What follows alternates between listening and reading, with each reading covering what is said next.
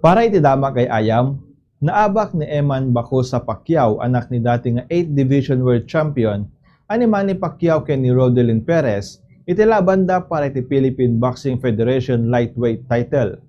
Numampay paborito ni Pacquiao gapo itinapintas a record kay dagiti knockout na, mga baklatan ni Perez gapo itinapigsa a depensa kay nagresibo nga estilo na.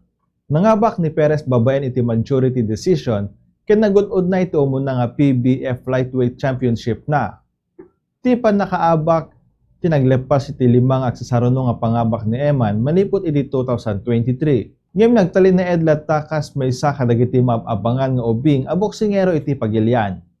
Ditan ti dama kay Ayam para iti Bombo News and Views, siak ni Bombo Jonathan Cabildo, and this is Bombo Radio Philippines, the #1 and most trusted source of news and information basta radyo. Bombo!